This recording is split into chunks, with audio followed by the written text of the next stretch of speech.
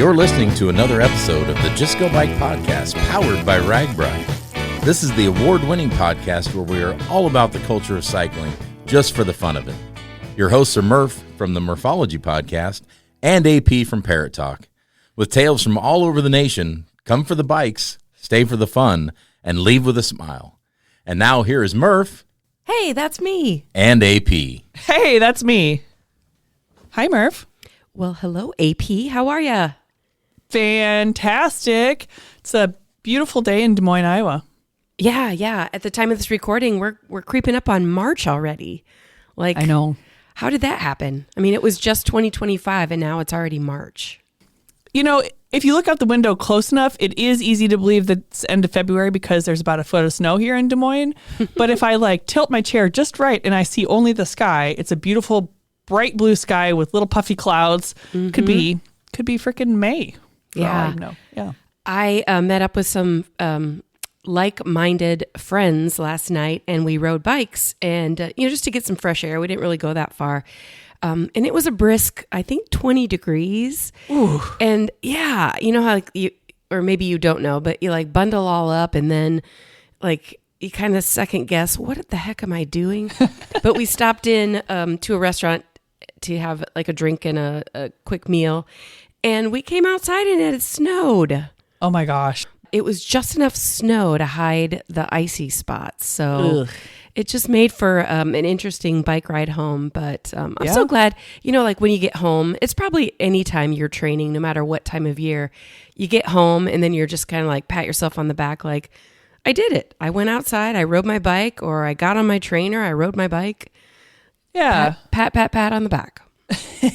Anytime you get out for a bike ride is a good day, but the icy spots are why I don't ride this time of year because I've ridden a bike on an icy spot and ate it. And it's just not my cup of tea, but I'm so glad that you got to get out and ride. I think this is the part where I have to admit that I'm not going to be able to complete the Murphology Winter Challenge this year. What? I know.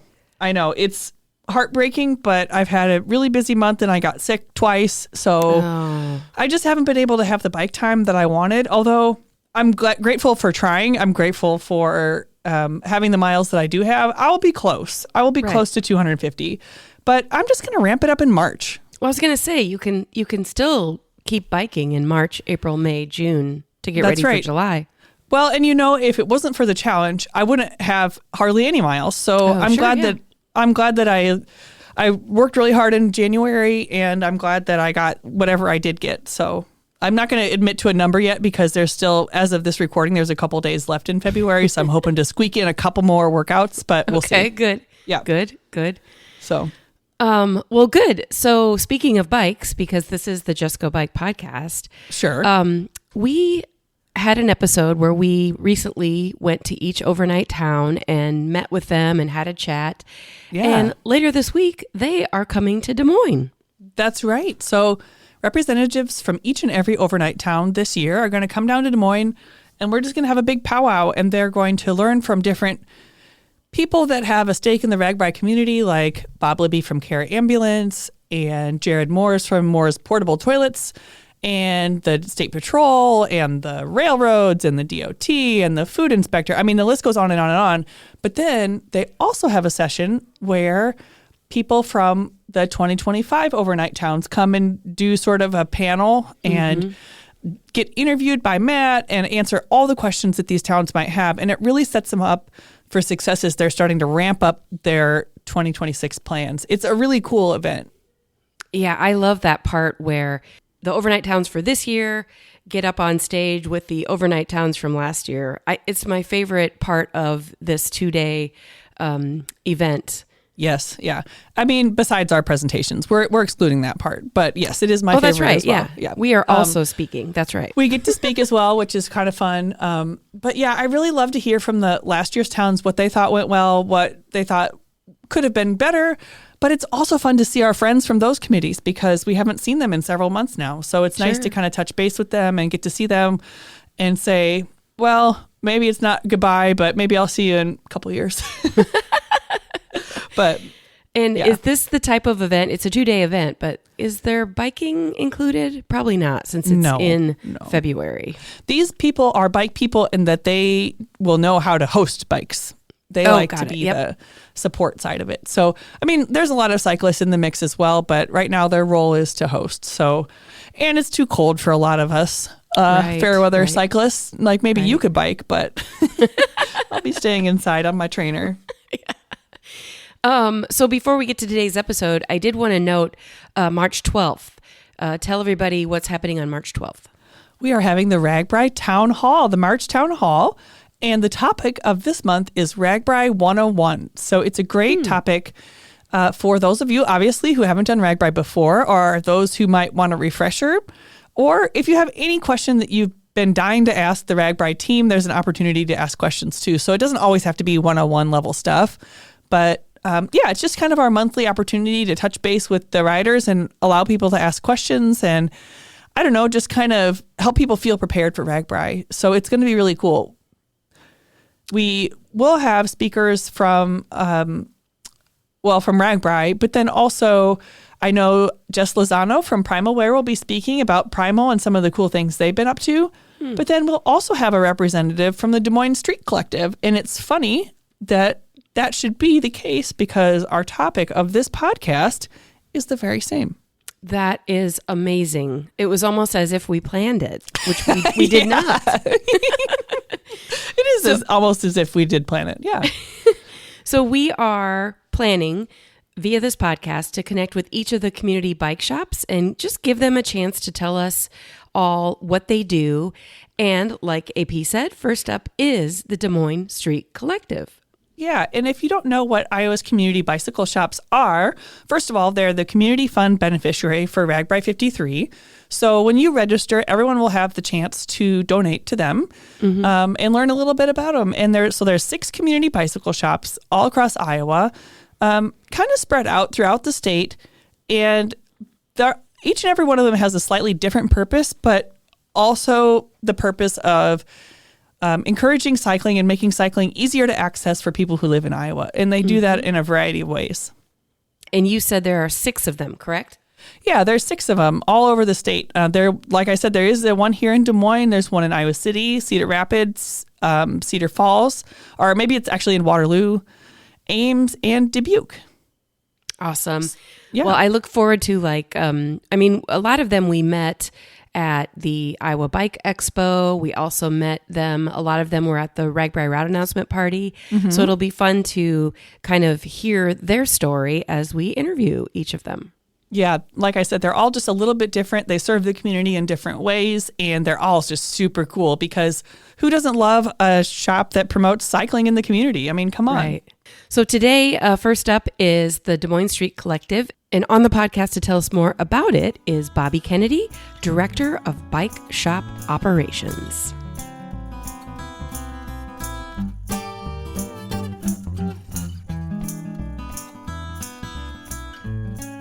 A very warm welcome to Bobby Kennedy. Hey, Bobby. Howdy, Murph. Thank you for having me on. You bet. So like I mentioned earlier, Bobby Kennedy is the Director of Bike Shop Operations at the Des Moines Street Collective. Thank you so much for coming on the podcast. Yeah, my pleasure. Thanks for having me. And, as we've mentioned a couple times, AP and I have, since we announced, you're one of several bike shops that are part of the Community Gives program. Yeah, so it's us, I believe We Cycle in Ames, the Bike Library in Iowa City, the Cedar Valley Bike Collective, the Chain Reaction Bike Collective in Cedar Rapids. And there are actually several others around the state, but I believe that's who we're working with this year. Yep. So I already spoiled it that you are in Des Moines, but will you tell us where you live and how you would describe the cycling culture there? I'm actually in West Des Moines. It's kind of like when someone says they're from Chicago. They're not actually from Chicago. But I'm in West Des Moines, and I think, the whole kind of Des Moines, central Iowa area has this really kind of like very laid back. Like I always think of it as kind of like a long beer ride.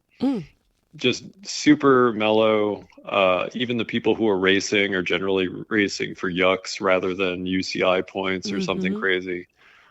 Everyone's kind of got like a little group they ride with. It's really cool. It's a really, very mellow and kind of welcoming scene. And well described, because I've definitely spent my fair share of biking in Des Moines, and there's definitely a laid back culture. Anytime you go over a bridge, you're going to probably find a few people hanging out there, or, or any sort of social, whether it's restaurant, bar, or park. Everyone seems very welcoming. I think, you get some other parts of the state, like Iowa City, have like a more like race or recreation oriented thing. And here the trail system is so massive that people just kind of ride to be out, and the bikes are almost more of an occasion than the end goal. Sure. It's really nice. Would you have a favorite place, either in the West Des Moines area, or just any place that you'd want to recommend? Well, my happy place in central Iowa is the hills on the gravel roads south of town, out past Cumming, between there and Winterset. And that's my happy place. Either that or Old Portland Road, which is, I think, right now one of my favorite roads in Iowa. So you like seek out the hills? Is that what you meant by saying the hills there? Yep, it's good exercise. Sure. Good recreational suffering, and also you never kind of know what you're going to see. Like yesterday, just on my way to work, I was riding through the woods, which is another reason why Des Moines is awesome for riding, because I can ride mountain bike on my way to work. I nearly got hit in the face by a turkey. I had a much more gentle interaction with a fox that was like a long way away from me, and we just kind of regarded each other. Saw a whole bunch of coyotes, a couple deer. Yeah, it's really cool. You just kind of see more. Yeah, and it's cool to say that, because, you're in the Des Moines metro area, that's the capital of the state. So that's a huge community. And for you to be able to say, yeah, I rode my bike to work and I saw actual nature instead of, smog. Yeah, not a lot of people can say they've been, assaulted by a ground bird on the way to work. Right.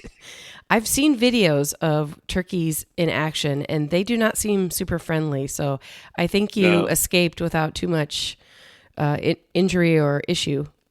Yeah, no, it flew across the river, which also astounded me. So, just watch out for them, because you have no idea what they're capable of. Exactly. I certainly don't. Yeah, exactly. Okay, well, let's get into the Des Moines Street Collective. Obviously, we already know it's a community bike shop, and it's important to RAGBRAI this year. But give us like your inside scoop on what is the Des Moines Street Collective. So the Des Moines Street Collective is, I'm going to say this and then probably get an email, largest community bike shop in the state. We've been around since 2008. And, we're just Des Moines' hub for, all things cycling education. We do a lot with like vintage bikes, things like that. Yeah, we have oodles and oodles of programs. We just kind of consider ourselves like a place where people can get into cycling or really practice their love of cycling, or help out one of their fellow humans, and have a good time just being with other people doing it. I saw one of the taglines on your website was "How you make it happen," which I thought was pretty cool, because then you listed out all the different things that you have available to people, which brings me to my next question. Like, who do you serve? Are you serving mostly kids, mostly drivers, mostly bikers? Yeah, so we serve literally anybody who's trying to get around the city, like not in a car. We have advocacy programs that highlight mass transit, as well as pedestrian facilities. Historically, our main focus has been cyclists. And in that regard, we serve anybody on 2 wheels or 3 wheels, or I have yet to see one, but potentially 4 wheels, that are driven by like a hand cycle or what have you. But we'll help anybody who needs help on their bike. And what we do is we'll give out free and reduced cost repairs to people experiencing homelessness. We help a lot of refugee families. We just try to seek out people who might not have access to a good bike, and then, help them find a good bike for them that'll get them around where they need to go. And ideally, because it's a bike, they should have fun while doing it. And then otherwise, we also help out people who are just looking for cool parts. We get lots of people who are looking for older bikes because we take in donated bikes. And then we help a lot of people who just want to learn better how to work on their own, maybe want to learn some new skills. So we're kind of really almost anybody who, puts feet to pedals or hand to handles. And where is your facility located? We are at 506 East 6th Street, right on the edge of the East Village. It's perfect. We're right next to a record shop. That just makes it very hip. So Sure.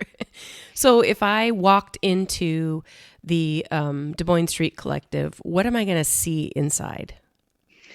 Yeah, well, when you come in, first thing you're going to notice is oodles and oodles and oodles of bikes. We take in over 2,000 bikes a year. Those bikes we will fix up and either donate about half of them, about 500 a year, or we'll sell them to help pay for the ones that we donate. So you'll see lots and lots and lots of bikes. The ones up front are all the ones we've already fixed. And then we have our community benches where volunteers and folks who are trying to learn how to work on their bike can come in and spend time, wrenching and learning how to wrench. We're really, really happy about the atmosphere here. We try to be a really incredibly welcoming place where it doesn't matter what circumstances you're coming from. You can come in and you'll still get like a properly warm welcome, get attention, like everything you would hope for when you're kind of at that most vulnerable point where you're trying to learn something new. Right. And you don't know, it's hard to kind of be the person who's learning something new, and you have to admit that you don't know, and you're almost kind of placing yourself at somebody else's mercy and hope that they're willing to be nice to you to teach it to you. Right. And so we really try to make that as good an experience for folks as we can. So whether you're at a position where I just want to learn how to fix my flat tire or some sort of mechanical issue, up to my car broke down, I can't afford a new car, I need a way to get to my job every day, and they may pick a bicycle. Yep. We have lots of folks who are, like I said, who are experiencing homelessness. We get many requests from new transplants who, are just starting out in Iowa and they need a way to get around. And, we try to help all of them as best we can. So. And then I also noticed, you have the physical location, you have the bike shop where you're doing all the things you just mentioned, but it looks like you also have things that are happening outside of the bike shop. And specifically, I'm thinking of bike valet and bike share, but do you want to touch on those at all? Sure. Since 2014, I believe, we've been running the largest nonprofit operated bike share in the country. We're one of the last who are doing it as an independent entity. Wow. Yeah, it's really cool. We're always adding stations. We've got several new ones in Windsor Heights, Raccoon River, Easter Lake. If you go downtown, you shouldn't need to really walk more than a few blocks before you get to one. And the idea is that people can, use these as a last mile kind of thing. Get on the bus, get off. There's a bike share, and you can just use an e-bike. We have lots and lots of those now.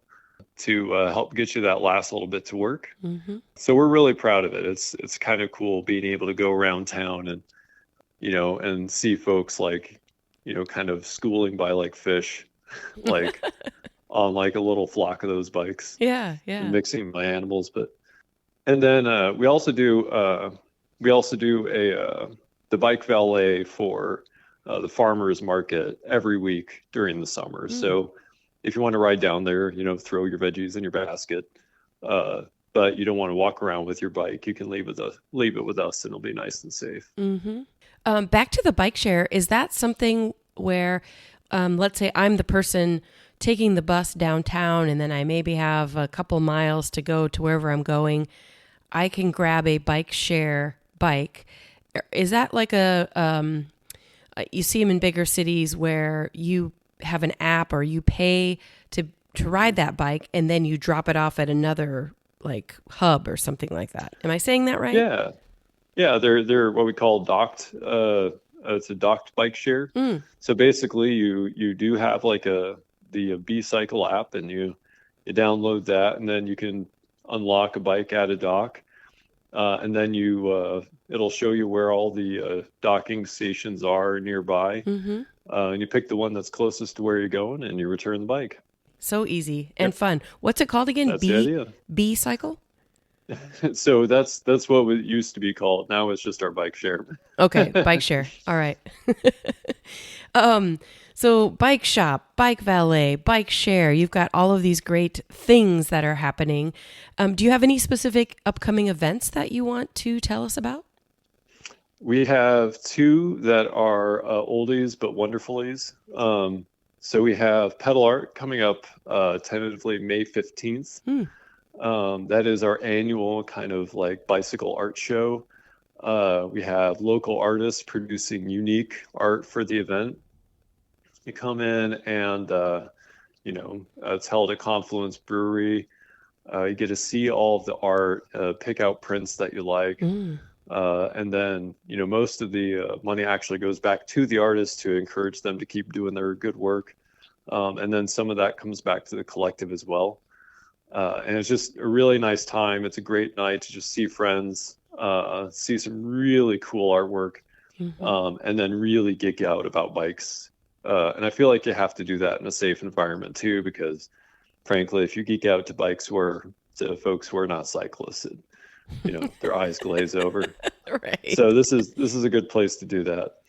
And Confluence, of course you can go to this bike event in your car, but why would you? Because there's a bike trail that takes you right to Confluence, which is a brewery, but it's a huge space. So I'm already envisioning how many people are there to see all the art. Oh yeah.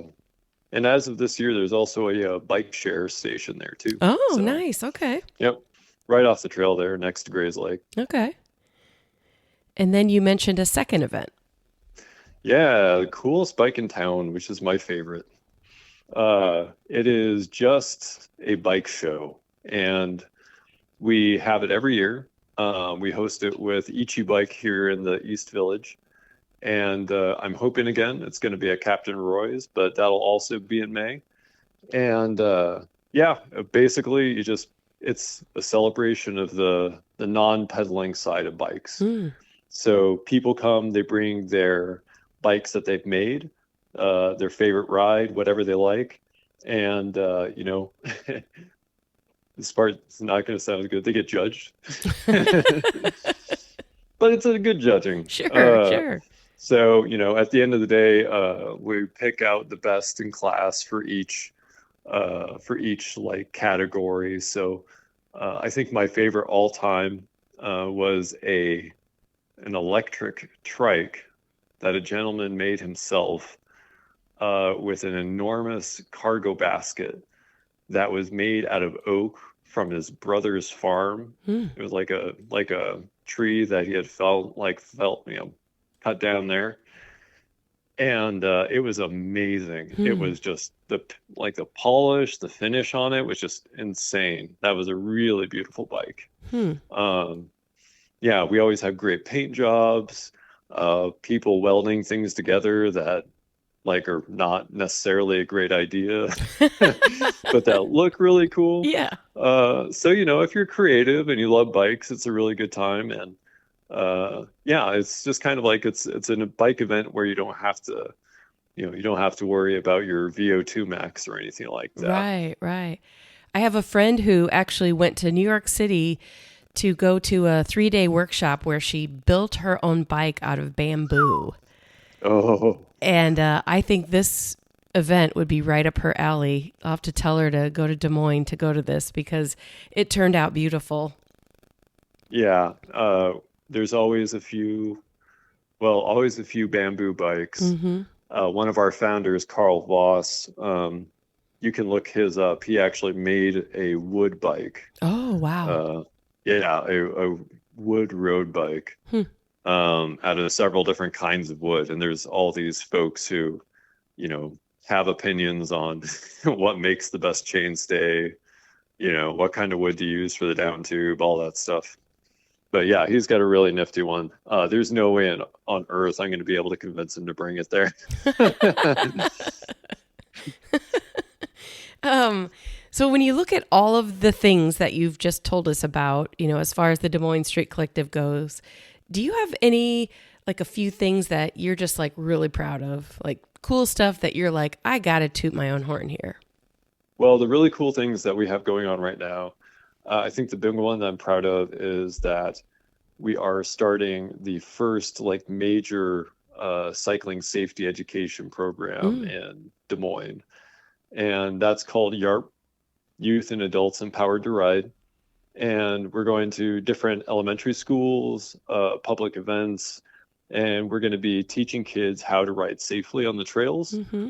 And then we're also going to try to have some adult programming for new riders, people who we see a lot of them in our shop. And I actually imagine this is something that a lot of the community shops, like, kind of like a lot of the folks who come to us because we're a non-threatening space again. Mm-hmm. And we're an inexpensive way to get into it. And so every year I teach a few dozen people how to ride. Well, we're having this YARP program where we're going to teach hopefully lots of folks how to ride, how to do so safely. And then in the schools, we're going to be doing the same thing, like on a mass scale with fourth graders. So hopefully what it ends up doing is making the trail system a little bit safer, a little bit more welcoming for everybody. Sure. Make sure that everybody who's riding has kind of like a base expectation of how to do so safely. Yeah. So that's the first thing I'm really proud of. Mm-hmm. And that was brand spanking new this year. That's awesome. And if you think about, when you and I were fourth graders, we probably rode bikes, no helmets, on gravel, not a worry about traffic. And fourth graders today probably don't have that freedom as much as we did. So it's great that you have a program that can kind of help them figure out how they can, stay safe and get to places. Yeah, I mean, a huge number of proportion of bike accidents are kids.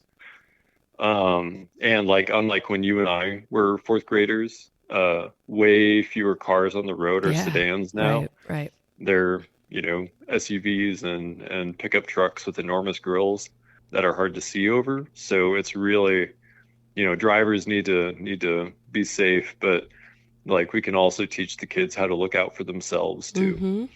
Yeah, I'm giving that a 5 stars for cool things. Sweet, thank you. Yes. And then the other thing is our work with people in need. And this is going to be just purely tooting our own horn, but one of our longtime volunteers the other day graduated from Bridges, which is a rehab facility here in Des Moines, and he's had a super long journey. He's been a great volunteer. Gave away a lot of bikes, come in, help sort tires, do things that are not terribly exciting or in bike terms, very sexy. It's just, just came in and just did a lot of good work. Mm-hmm. And at Bridges, when you graduate, you're allowed to give a speech, talk about your journey. and he called us out. He Oh, he wow. gave us a shout out. That's awesome. Yeah, I don't think I've ever been quite so touched by anything in my life. I was just floored. Mm-hmm. And I think that's something that the community bike shops can offer is, we service broken bikes, but we also service broken people too. So, Well said. Wow. You said that he was a volunteer. Is your organization volunteer powered, or how are you getting the funds to keep all these programs alive?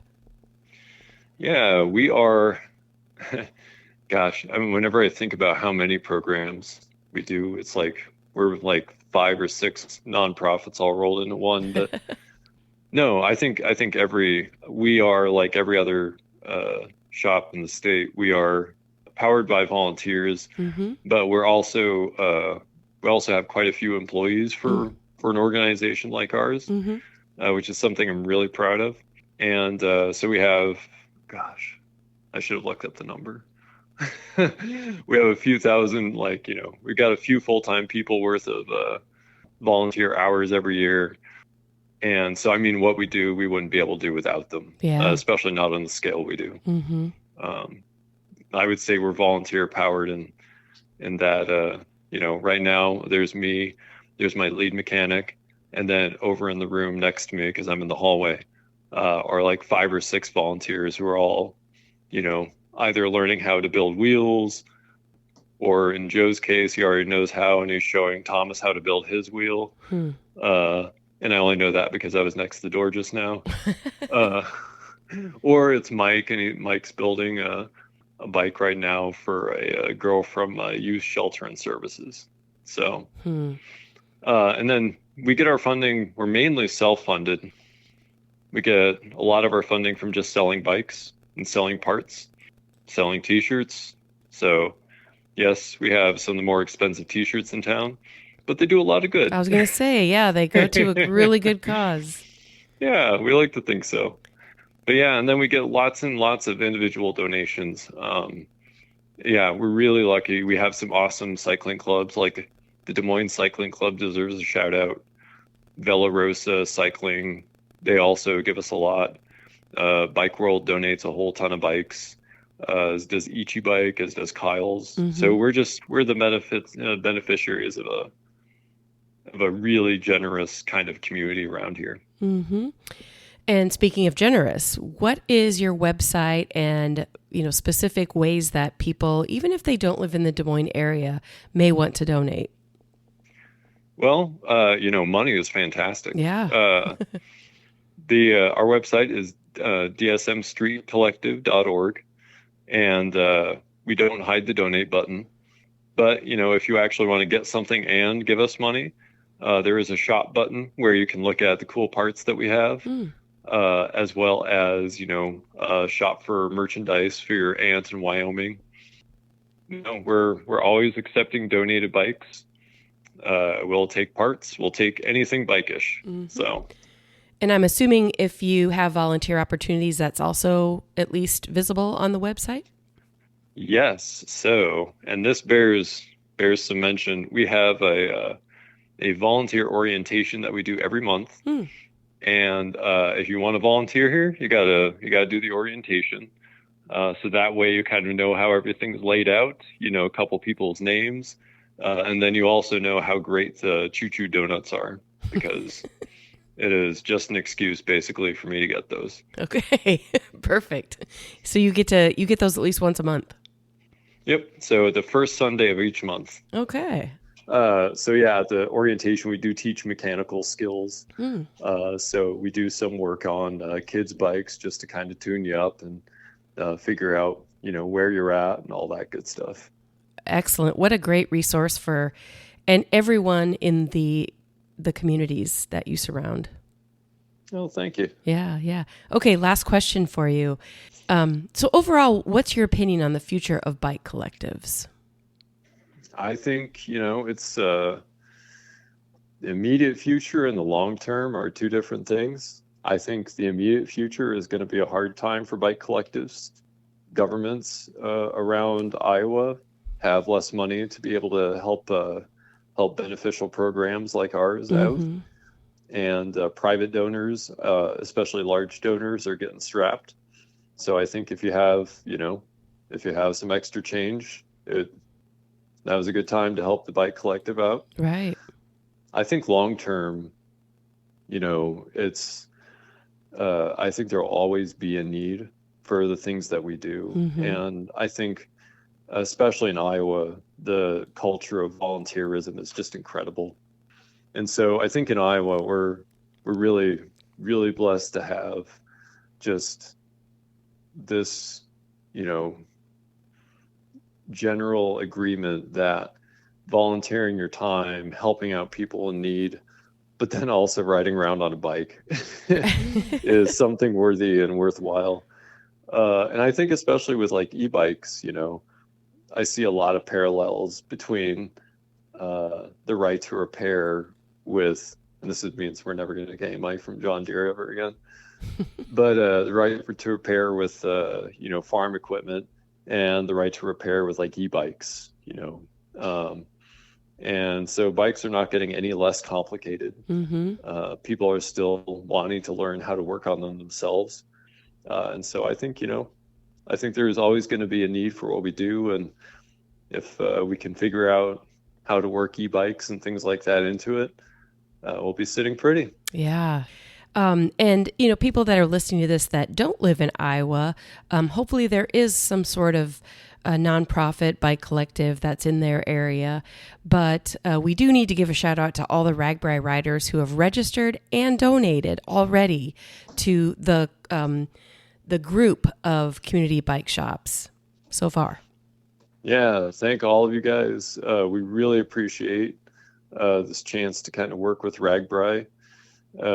It's such a huge part of our cycling culture. I don't think, Iowa without RAGBRAI looks like such a different place. Right. And I think that kind of like mellow ride culture that we were talking about earlier, I think a lot of that's due to RAGBRAI and kind of the way that it's, it's an achievement, but it's not like, doing it is an achievement, but it's not an achievement that you have to win.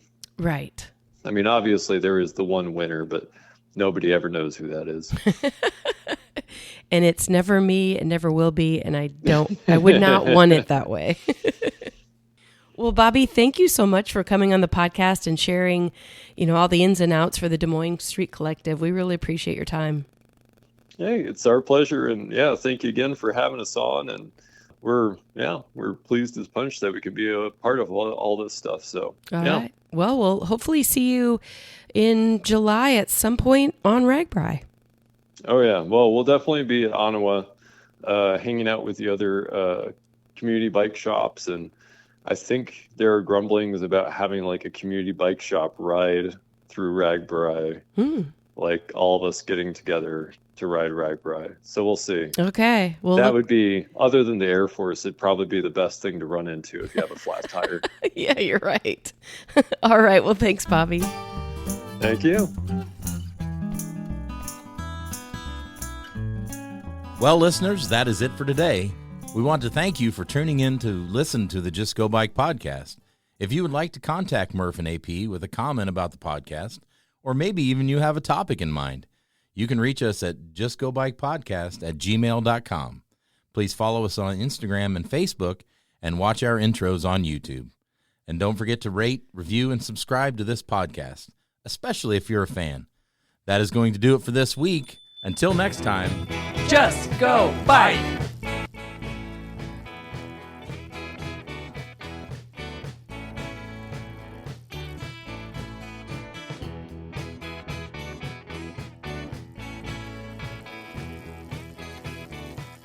Theme song by Ryan Steer, logo by Suzanne Milosevic, produced by Kathy Murphy, social media by Andrea Parrott, intro by Pumpkin. Until next time, just go bike.